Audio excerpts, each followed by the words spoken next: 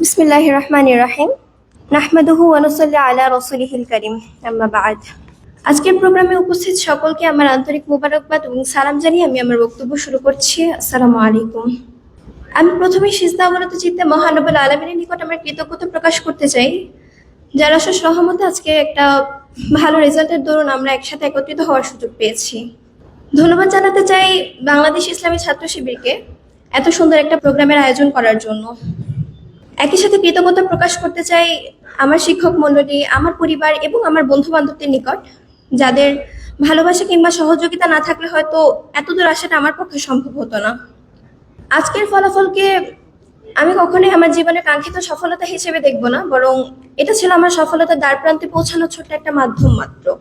তবে আজকের সফলতাকে আমি আমার যতটুকু ক্রেডিট সেটা আমি আমার বাবা মাকে বেশি দিতে চাই, কারণ তারা না থাকলে হয়তো আমি দাঁড়ানোর আগেই গড়িয়ে যেতাম। বিশেষ করে আমার মাকে, যার কথা না বললেই নয়।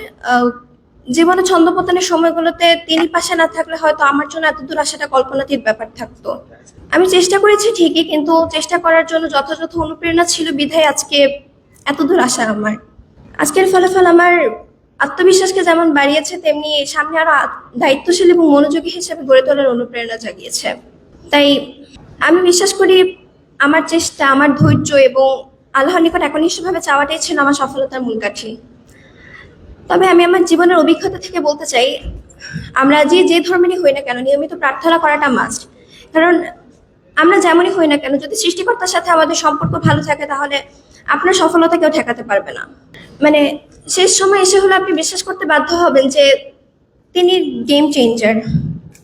তাই জীবনে যত কঠিনতম পর্যায়ে থাকি না কেন, তার কাছে যাওয়াটা কখনো মিস করা যাবে না।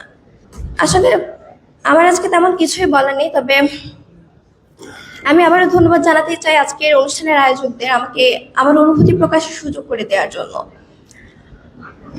একই সাথে সকলের দোয়া এবং ভালোবাসা কামনা করছি যেন আমি আমার সফলতার দ্বার প্রান্তে পৌঁছাতে পারি এবং দেশ এবং মানবজাতির সেবায় নিজেকে নিয়োজিত করতে পারি। ধন্যবাদ সবাইকে।